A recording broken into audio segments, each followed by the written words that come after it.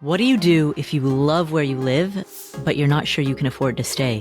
What would you do in that situation, Joe? I'd buy a tent and I would camp in somebody's front yard until they kick me out. Then I go camp in somebody else's front yard. No, that's not what I do. I don't know what I'd do. Oh. That'd be tough, wouldn't it? It would absolutely be tough, and we are going to tackle that question at the end of today's episode. But before we get to that, we're going to talk to an aspiring expat who is going to retire in Mexico, but for a few reasons, he also wants to maintain residency here in the United States. What should he do? We're going to answer a question from him, and we're going to kick off with a question. Actually, I'm not even going to spoil the first question. So those are the three questions we're answering today. Welcome to the Afford Anything podcast, the show that understands you can afford anything, but not everything. Every choice carries a trade-off. So what matters most? This show covers 5 topics: financial psychology, increasing your income, investing, real estate, and entrepreneurship. It's Double I Fire. I'm your host, Paula Pant. I trained in economic reporting at Columbia, and I help you focus on what matters. Every other episode, I answer questions that come from you alongside my buddy, former financial planner, Joe Saul-Sehy. What's up, Joe? It is a super day to be here with you, Paula, and we've got some great questions. Amazing questions. Let's hear the first, which comes from Anonymous.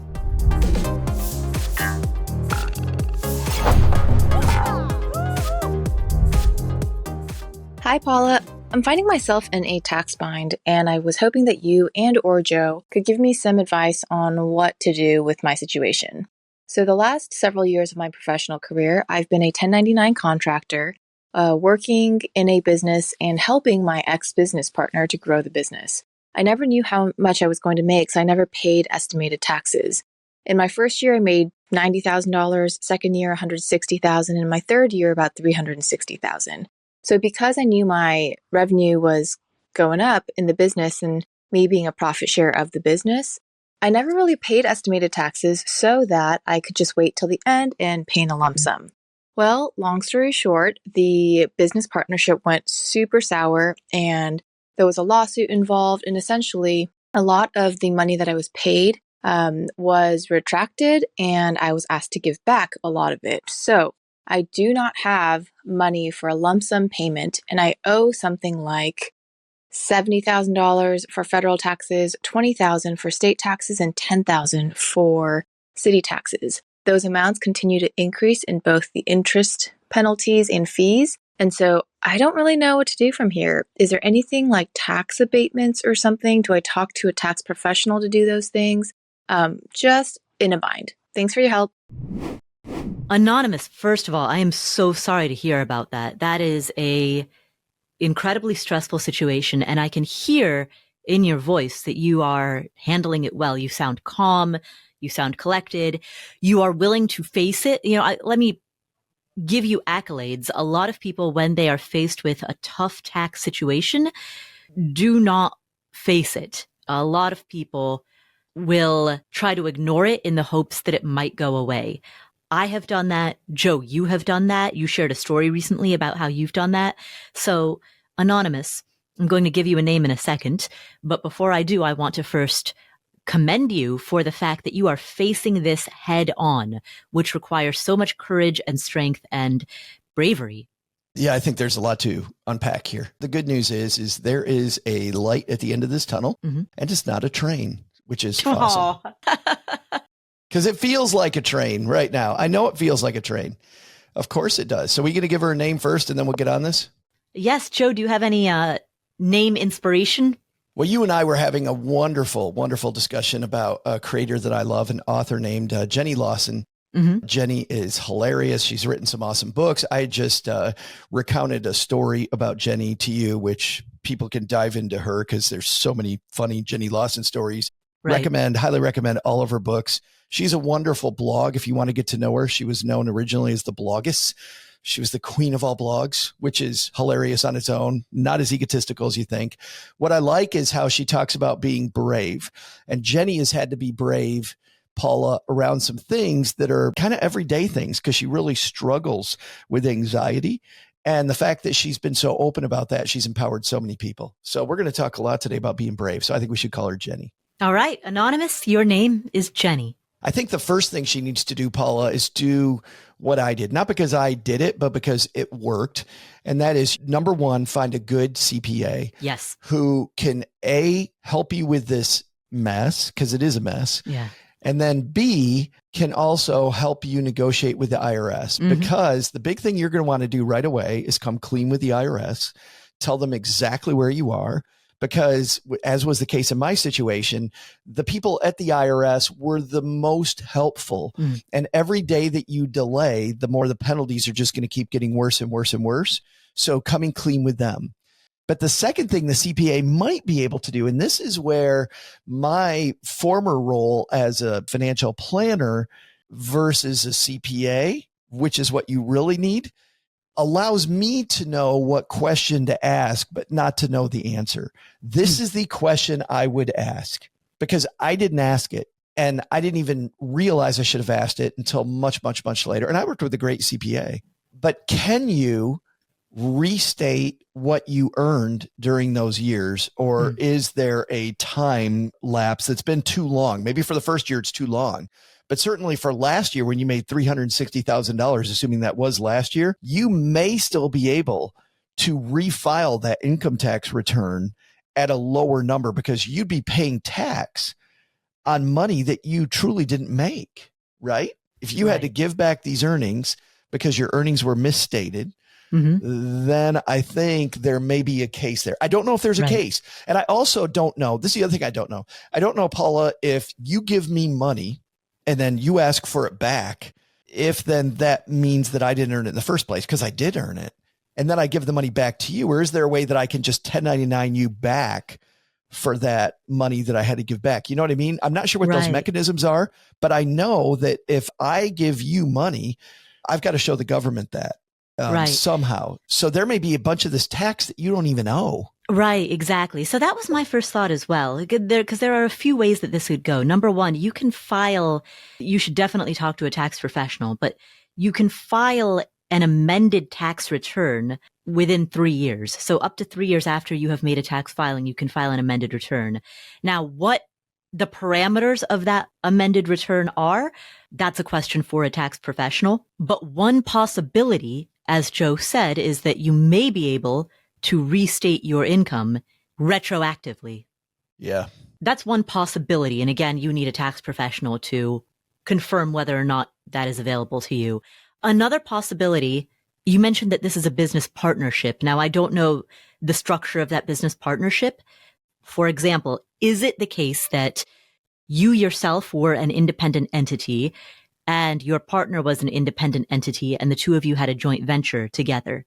If that's the case and you had a joint venture, but you yourself are structured as your own entity, then it may be the case that you showed gains in those previous years, but now you show losses this year, right? I'm thinking about an LLC that receives money in the year 2021, 2022, 2023, but then loses money in the year 2024. Oh, I see. So she, let's say, gained $360,000 in 2023. Right. In 2024, she pays back $100,000, right, has no income. So she shows minus 100 in the following year. Right. Exactly. Okay. That's another possibility, right? Because if she is structured as her own business, then that business would have shown a gain in 2023, but would show a loss in 2024, meaning ultimately over the long term, it would net out.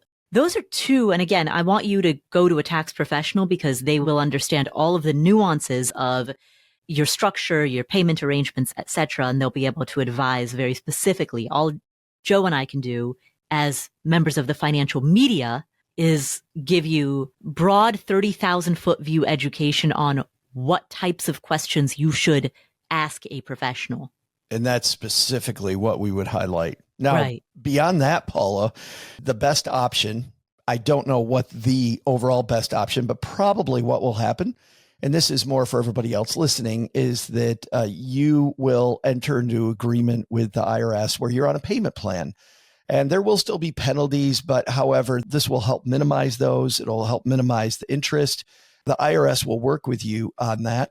And you will fill out a bunch of forms, a bunch of online forms to determine how much the IRS thinks you can afford to pay every month. Now, What the IRS says you can afford every month and what you think you can afford every month are going to be two things. And I just want to let you know, you will not be in charge. The IRS is going to be in charge. They're going to give you a couple options, pay it off quicker, pay it off slower, but then you're going to sign an agreement. And if you don't stick to that agreement, it's going to get really, really, really, really, really ugly. Is that enough release? It's going to get very ugly. It hurt for me. It's going to hurt for you. It's going to be difficult, but it's not undoable. And what's great is the relief that I felt once I knew exactly what the parameters of the damage was that I was facing. And the fact that every month it was getting better. And I got so excited about it, Paula, I paid it off early. When things started rolling, I want to get that behind me. Obviously, it was a huge weight off my shoulders mentally to get rid of that issue. And for those of you who missed it, if you want to hear the full story of Joe's personal experience in owing 3 years worth of back taxes to the IRS, which, Joe, is something that you experienced in your late 20s, early 30s. You can hear that story in episode 537, affordanything.com/episode 537. You experienced, sounds like I was a bystander on the side of the road. Let's be clear. I created the mess. I created a mess by not looking at it. So yeah, just to be clear, I did not experience it. Yeah. I drove the car into the wall and then I had a bunch of people help me get better about it. Here's the next thing. What we just described, Paula, though, was looking in the rearview mirror and fixing the issue. The bigger thing to do is to use automation to make sure this doesn't happen again, right? So the key is how do I make sure that this doesn't happen? And there's one of two mechanisms you can use. The first one is the one that I recommend most people use. If you get 1099 money in, have a mechanism by which that money goes into an account that is not your main grocery account, travel account. You don't take money out of that account except to pay yourself. This is not your main account. And the reason is you want to monitor the amount of money that goes into that account so that once a quarter, you have enough money there to take out money for taxes. You can look every quarter at how much money comes in. I'll tell you what I had to do because of the fact that I have, and Paula knows this, a very ADD personality. And if I see complexity, I just freeze. I hired a great accountant. I meet with her once a month. And at the end of the quarter, I always have this reckoning of where we are. Now, I don't do the quarterly tax thing. I don't do it because there's a second thing you can do. And it's, by the way, there's no way to get away from the tax. This is not get away from the tax. For us, it's just ease of management. I'm in a 2-income household and my spouse also works and she gets withholding from her workplace. So what we decided is instead of trying to figure out how much money to withhold for one big quarterly check, we will take a lot extra out of Cheryl's check. So Cheryl gets these monster withholdings, which includes withholding so that we don't have to do the quarterly tax return. If you're in a 2-income household, you can try to figure that out with a good accountant. If not, then I like having money in an account you're not going to touch. And once a quarter, look at how much money came in, send in the quarterly payment. It's 99% automated then. You know, I should add, even if you're single or in a 1-income household, as I am, if you set yourself up such that you are a W-2 employee of your own business, great point, which is what I've done. Yeah. You know, I use Gusto as my HR platform, and I have set myself up such that I am a W-2 employee of Afford Anything LLC. And so as an employee of the Afford Anything company, I receive a biweekly paycheck. And then you just jack up your withholding there to minimize the pain of that quarterly bill. Exactly. Yeah. So if you do set yourself up as an employee somehow, I love that. I like it for simplicity. I like it so that you never get to the end of the quarter and you go, uh-oh. Because for me, back in the day, I always thought that I would make up for it next quarter. Oh, I'm not going to withhold it this quarter. I'll just make up for it next quarter. And then you never do. There's always an emergency. So those are the two ways to do it, Paul, I think. Yeah. And systems were the answer for me. And I think systems, I don't think I'm a snowflake there. I think systems are the answer for most people. When you find some brilliance in your life, if you decide to cut out the Netflix bill, like we're busy high-fiving ourselves that we saved $18, $20 a month, whatever it is, take that $18 and add it to the amount you're putting in your 401k at work, or the amount that you're putting into your emergency fund, or the amount that you're like automate it. So you don't just save $20 one time, you're saving $20 forever. It's beautiful. Whenever I find money now, I automate it. I lock it in, I automate it, make sure that I replicate that savings over and over and over and over and over again. And you know what's cool? Every time I set up more money to automated savings, I feel pressure on myself to never decrease it again. Right. So let's say I go and I decide I'm going to get Netflix later. In my mind, that money's being saved. I don't want to not save that money. So it's funny because you play these mental behavioral games with yourself to save more money than you thought you could. Yeah, exactly. But Jenny, to your situation, you absolutely 100% need a tax professional. Your situation has a lot of complexity. It has a lot of specificity. There is no way that you can or should get through this without a tax professional on your side. And it is so, for most people, maybe not for everybody. I can actually only speak to my personal experience, but it's so calming. It's so calming. To have that person in the room, the grown up in the room who's been through it. Yeah. Who's not emotional about it. Right. The second outed her before, because she's so amazing. When I hired Sue, I walked out of that first appointment having accomplished nothing yet, just with my arms in the air. I slept so much better knowing that we had a plan. Right. Jenny, that at least gives you a sense of what questions to ask the tax professional. Can you file an amended return? Can you restate your earnings? Can you claim this as a loss? What are the various ways in which you can get that tax bill down? And it isn't really even about getting it down. It's about how can you get the tax bill to reflect the reality of the amount that you were actually compensated, because ultimately you were not compensated the full $360,000 that you received last year. I think that's the best news of all. I don't think you owe that tax. Yeah, I think there must be ways of getting your tax filing to reflect reality, and a good tax professional will help you find exactly what that is. So that's one piece of advice. The other piece of advice, Paula, is Jenny could move to a country that has no extradition. Just let it go. Well, technically, you can't be jailed for being a debtor. You can for committing tax fraud, and you can for not filing, but you can't be jailed for being a debtor. Well, there you go. So extradition is not even a relevant question when it comes to fleeing the country. Okay. I take door number one. Don't go with door number two. The reason Joe is talking about fleeing the country is because the next question that we are going to answer comes from a caller who wants to move to Mexico. He and his spouse are 5 to 7 years away from retirement. They want to move to Mexico, but by virtue of doing so, they lose access to some of the things that they're able to do that require having U.S. permanent residency. And so they're wondering if they can have a primary residence in the U.S. while also being expats in Mexico. We're going to talk through that situation. Our next question comes from Better Call Saul.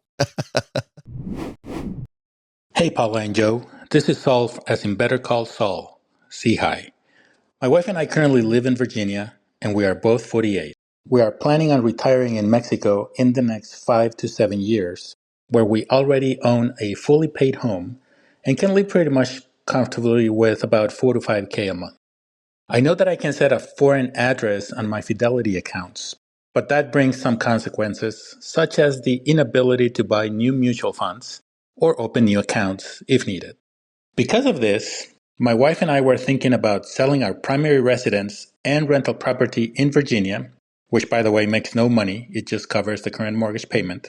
And the proceeds of those sales we would use to purchase a primary address home in either Houston, Texas or Las Vegas, Nevada, since both locations would be no income tax states.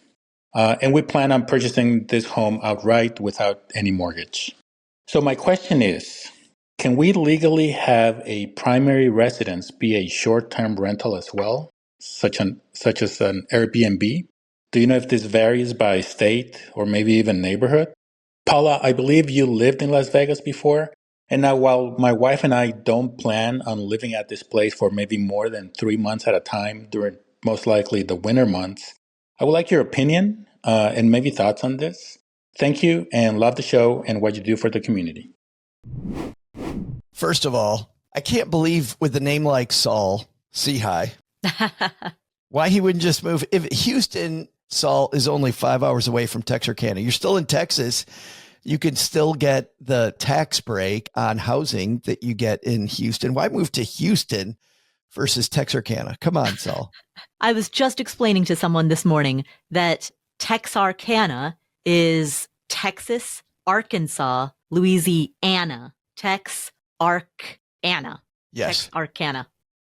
It's an amalgamation. An amalgamation, a portmanteau. A portmanteau sounds like a good wine, doesn't it? It does. It does. I'll have the portmanteau, and Joe please. will serve you a portmanteau if you move to Texarkana. Absolutely. We could be neighbors. That's all I'm saying. We'll get to your answer. But yeah, I think that's where it is. The Saul brothers.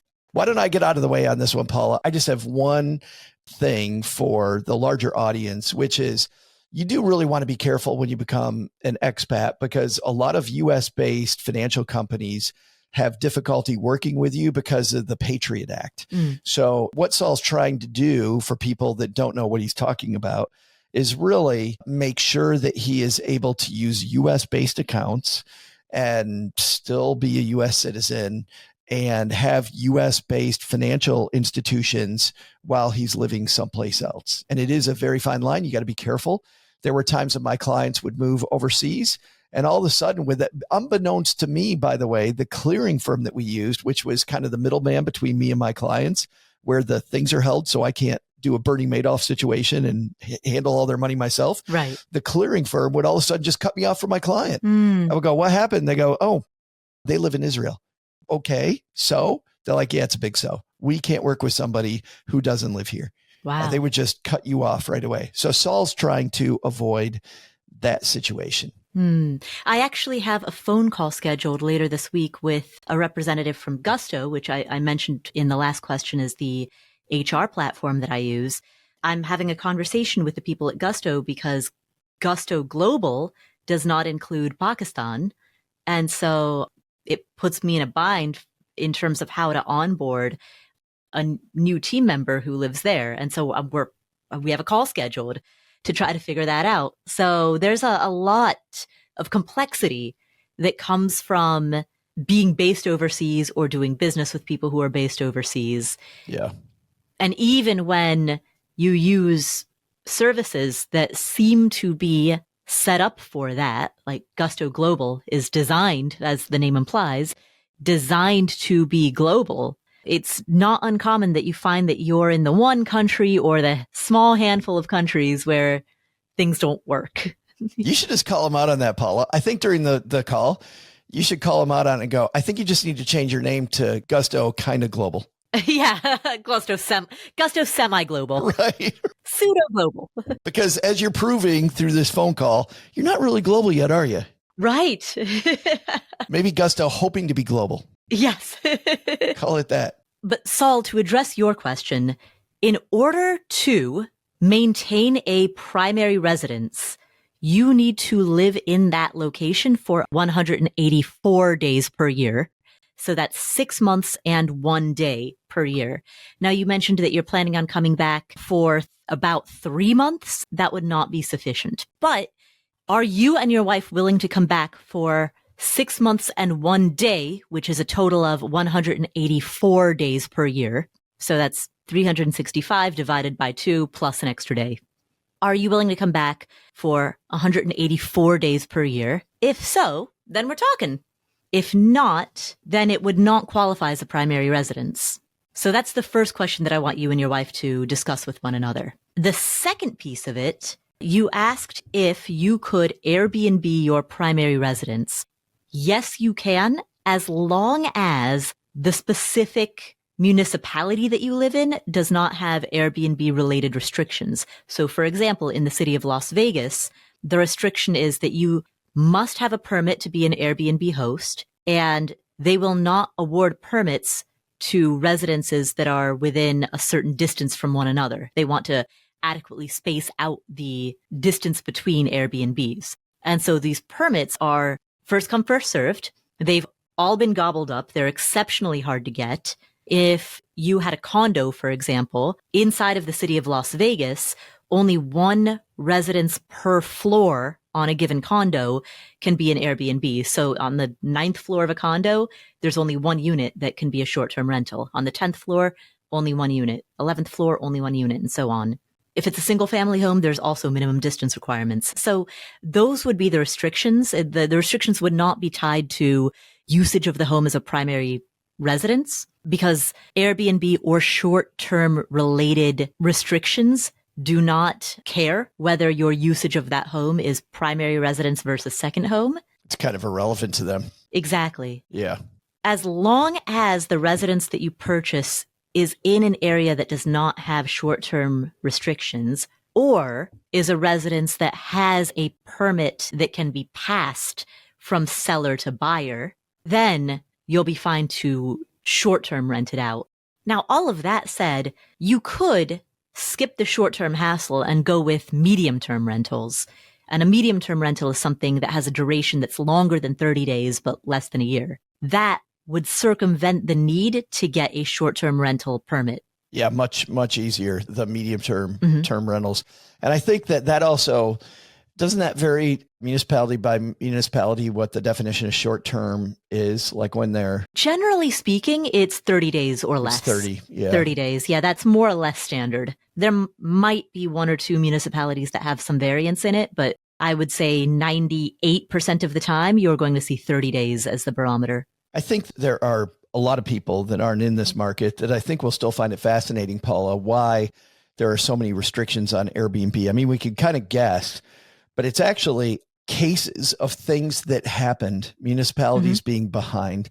I know that one of the early cities to embrace Airbnbs, Lisbon, Portugal, ended up with a horrifying circumstance where literally nobody lived downtown. And Lisbon officials were horrified because they inadvertently stripped the culture of people living in a place from the place. And so Lisbon had to do a lot of backtracking. And I think other cities then very quickly went, oh, we've got a problem here. Yeah. But it was much more a case of backtracking than it was forward thinking, Right. of looking at what had happened in some, at the time, forward thinking, oh, cool, we can just put more tourists downtown. And oops, we filled downtown completely with tourists, which is also why we're getting backlash in some places like Barcelona now, as an example. Right. There were protests in both Barcelona and Marseille around tourism. And, you know, in Las Vegas, in the building that I lived there for 5 years, we had the problem where in the morning, there would be parents getting their kindergartners ready to go to school, and you'd have drunk people coming home from the casinos. Oh, right. This is a residential building where we're all taking our kids to school and putting on our dry cleaned suits to go to work and just trying to live our lives. And you've got people vomiting in the hallways. So you can only have so much of that before the residents just start to rebel. Oh, I thought you were going to say, we just got to teach the kids what reality is. Not at all the right lesson.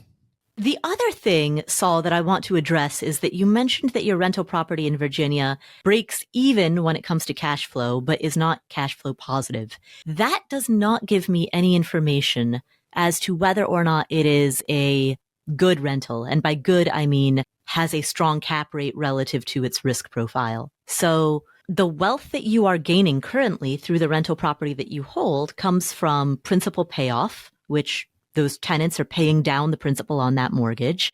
It comes from property appreciation. It comes from tax advantages.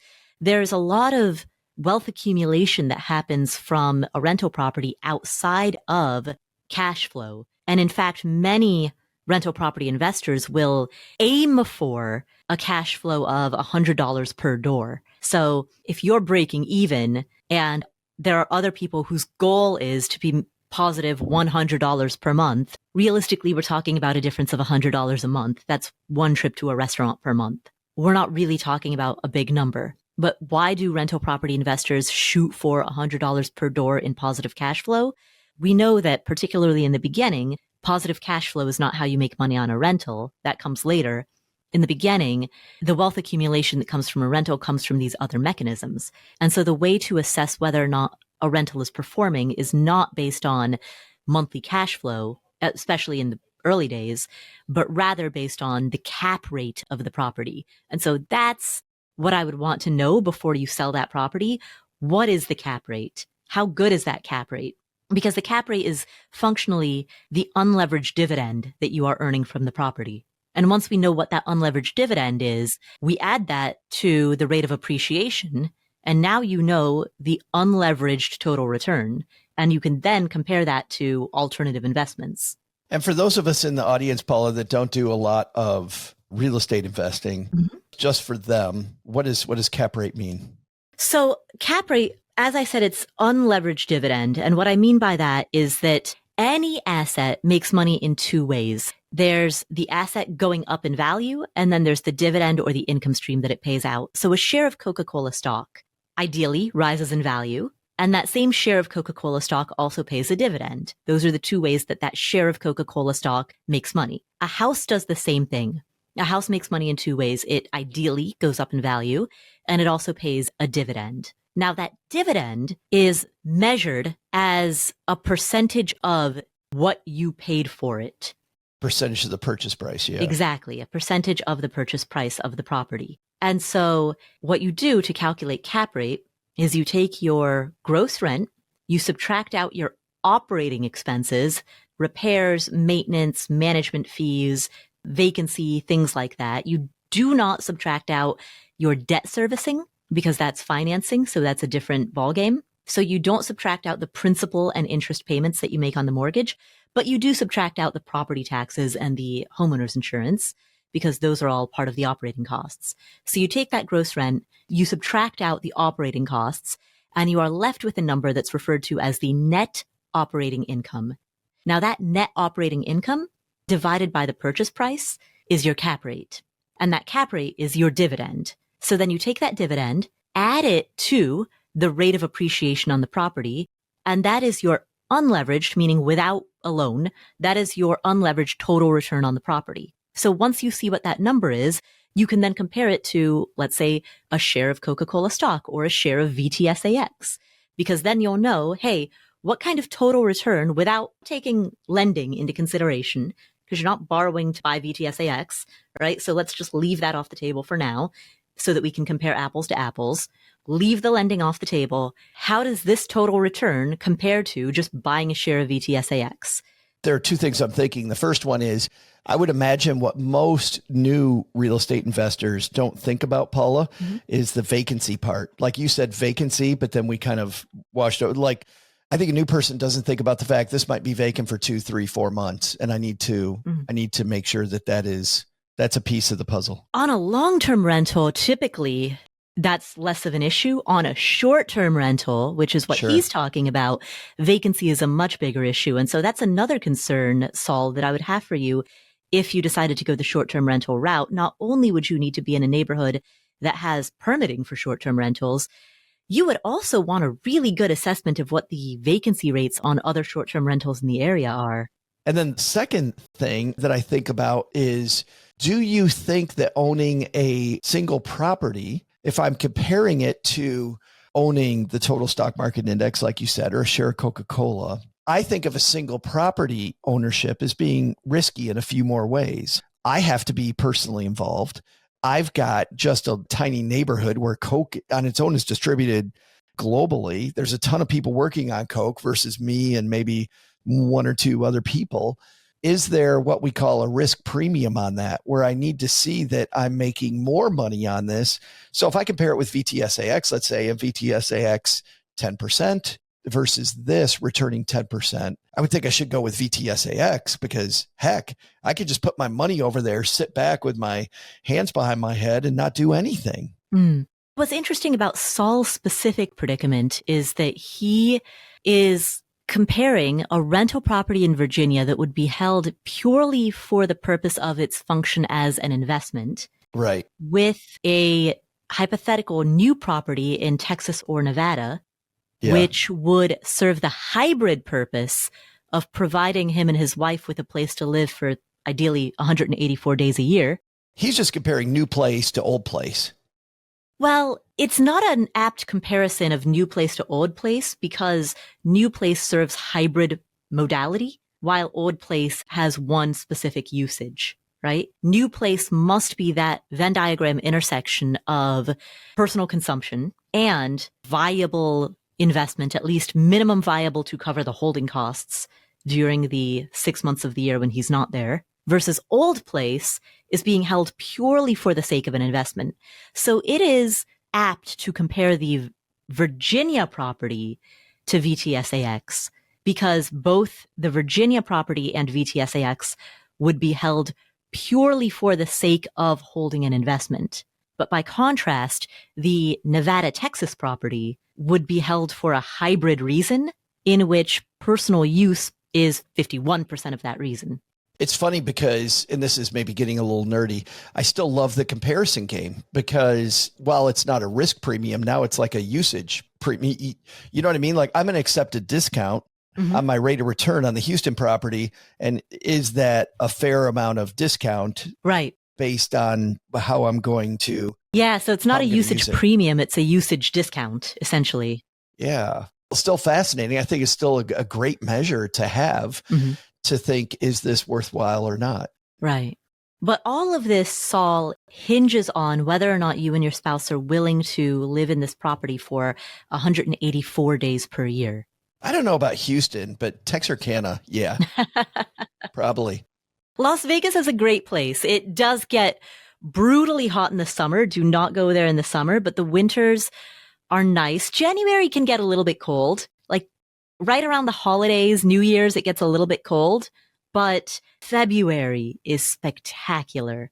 I think February is the best month of the year to be in Las Vegas. People think of the casinos, but it's a beautiful area. Really, you're living in southern Nevada. You're living in canyons and mountains and camping and hiking, gorgeous desert. And knowing a few people who live in that region, frankly, when you live there, you're never at the Strip. Nah, not unless you work there. Yeah. Yeah, never. And what's cool is that city, for people that haven't been there only briefly to go to the Strip, that city truly is built around the Strip to isolate it.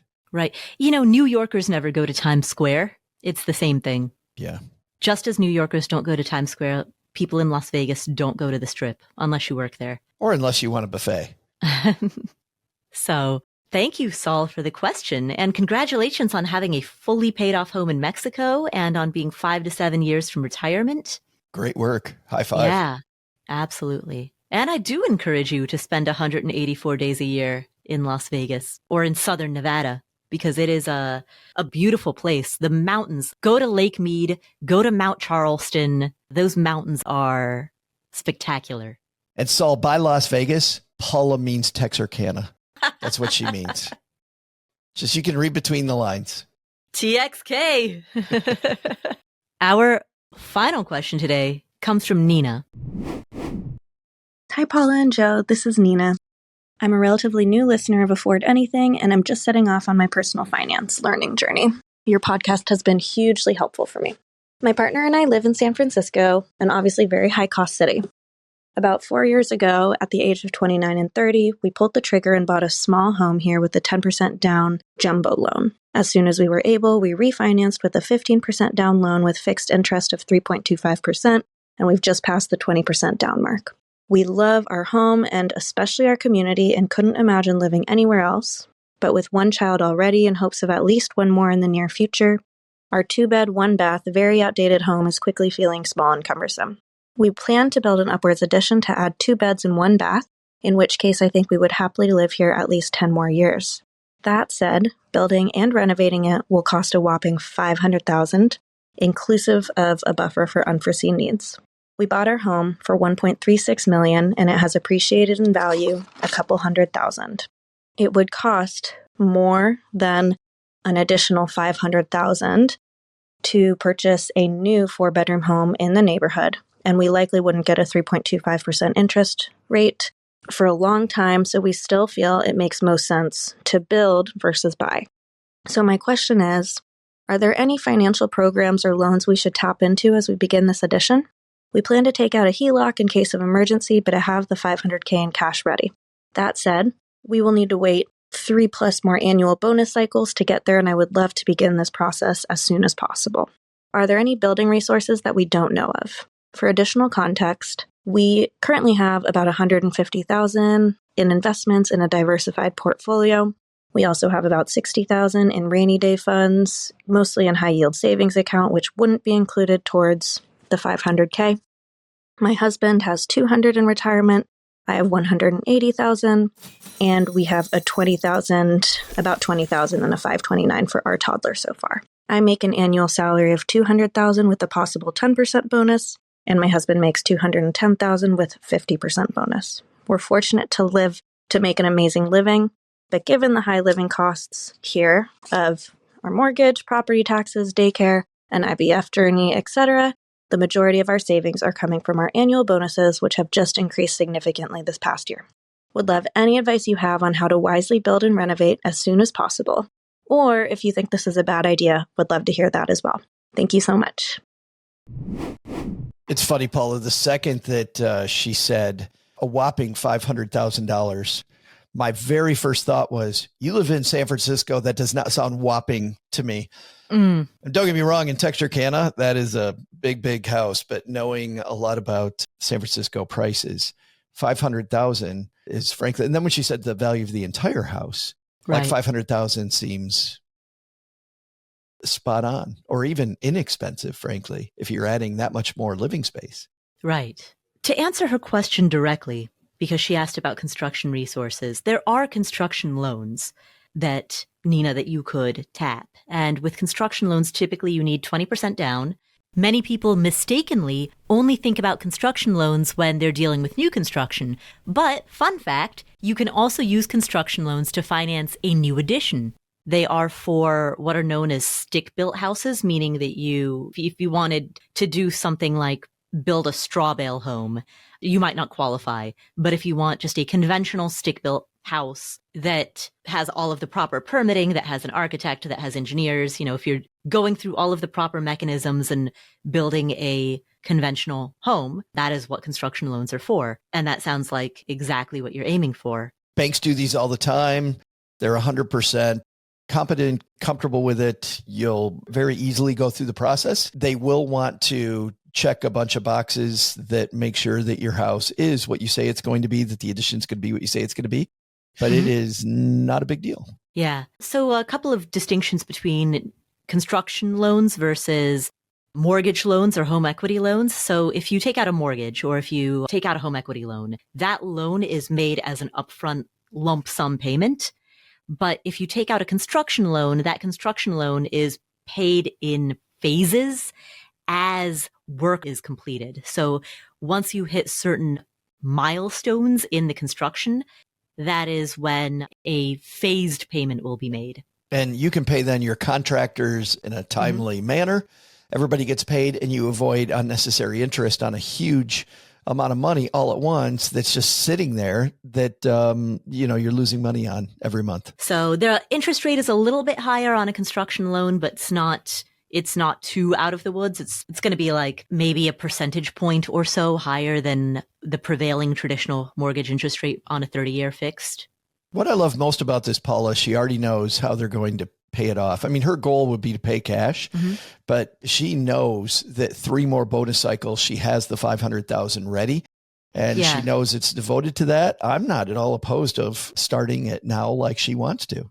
Yeah, I think that's a great idea because the value of any given home is a combination of the value of the underlying land and then the value of the structure that sits on top of the land. And when you are in a high cost of living area, as Nina, you are, the value of the underlying land is where most of that home value comes from. The structure itself, some cement and some lumber, I'm being a little flippant, obviously there's more that goes into a home than just that. Love. Some drywall and some copper, some gutters and downspouts, asphalt shingles and flashing, right? Yeah, there are materials and they depreciate and they're worth something, but the value of the underlying land is worth so much more. That's why is there such a distinction between the cost of a home in San Francisco versus Texarkana? It's not because the cost of lumber is wildly different between the two locations. Sure, there's going to be some minor variation in the cost of lumber or copper or cement between Texarkana and San Francisco, but that does not even begin to account for the distinction in home values. It's the underlying land. So the sooner that you can capitalize on any underlying land that you have, the better, because the structure is the cheap part. One thing I found from our old real estate podcast that Crystal Hammond and I did is that she asked about programs and what's available. That is going to be city by city specific. And I do know that if you're in some sort of historic district, historic area, the city of San Francisco may have some programs that could be beneficial to look into. And often they prefer it to be, for the same reason we talked to Saul about Airbnb. If you are going to be a primary resident living in this house, they may want to help you improve the neighborhood. So we don't know enough about your neighborhood. I don't know enough about San Francisco specifically, but different municipalities every municipality has a program. Texarkana has programs for people, even in my small city, for houses that they're going to live in. It might be worth your time to see if there is a program that could help, because as my partner on the Stacking Deed show, now Stacking Adventures, talking travel, but then talking real estate, Crystal found out, surprisingly, Paula, she was able to score some great deals just by looking into what the city of Chicago offered. Right, exactly. So no promises, but I think it's worth looking into, don't you? Oh, absolutely. Absolutely. And I agree with you, Joe. A lot of incentive programs come from municipalities. They happen at the local level. Because what type of program is a bank or any major financial institution going to offer? It'll have various loan packages. But it'll make sure that they get to cha-ching. Right. Yeah, exactly. So sure, you can talk to a lender about different types of loan packages. You can talk to a mortgage banker or a broker about some of those options that are available to you. But fundamentally, it isn't the major financial institutions that are going to be offering incentive programs. I would just make that extra stop. I would go to your municipality, see if there are any programs for homeowners, quickly go through those programs. I would say there's a 85 to 95% chance that there won't be. That doesn't mean I wouldn't look there first. And then I would head to the bank and do the construction loan that, Paula, you're talking about. Yeah. I do have a question. This popped up in my mind when I heard Nina's question. What is the plan B if she were to lose her job prior to the next 3 annual bonus cycles? That's a great question. Because so much of the plan hinges on the next 3 annual bonus cycles, that what happens if either she loses her job, or if the company goes out of business, or if they change their annual bonus structure. What happens if this thing that we are banking on does not come to fruition? And that doesn't mean, Nina, that we wouldn't do it, but certainly the plan B might be, well, then we still have this loan, it's long-term, and without the bonus and on one income, we can still make the payment. So we'll just have a payment for longer, and we're okay with that. That's okay. But I love the idea of what if something goes wrong? Because you know what, Paula, you've done some construction before. Stuff goes wrong. Oh, yeah, absolutely.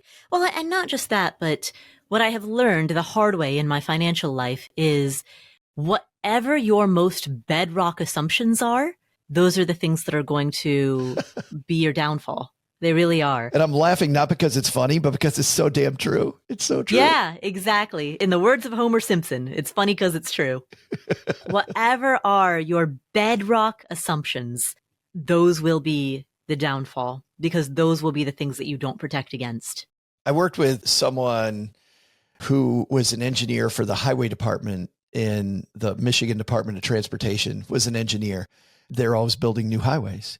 And as they're looking at expanding a road or a highway, she told me that before they start building, the first thing these engineers will do is make a list on a whiteboard, Paula, of all the things that could go wrong before they build.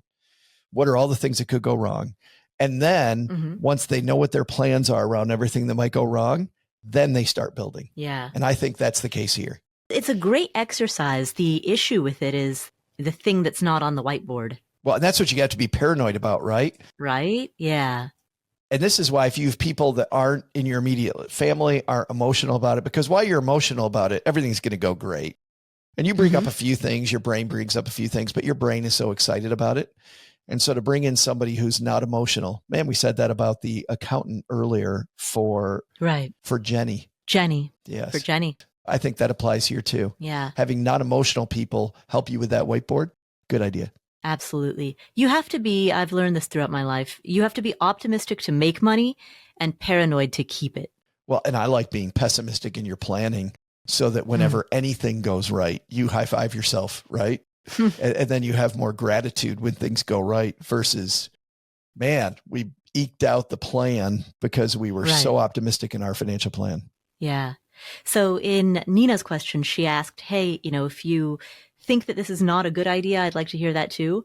So Nina, what we're saying is we both think that this is a good idea. We both like the idea of building, but we encourage paranoia.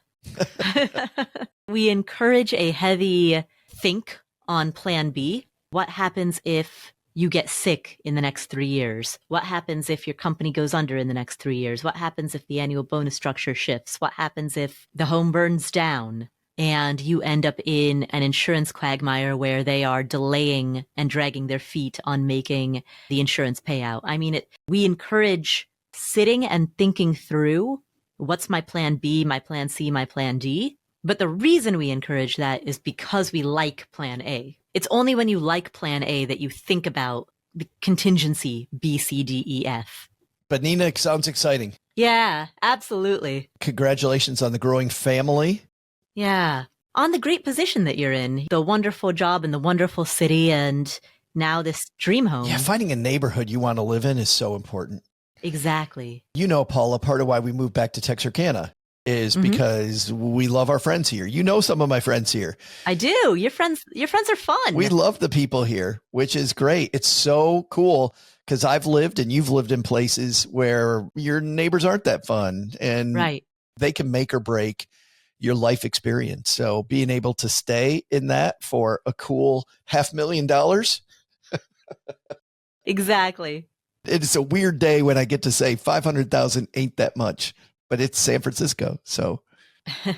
Exactly. Well, yes. Congratulations, Nina. And please call back and keep us updated as the plan unfolds. Joe, we've done it again.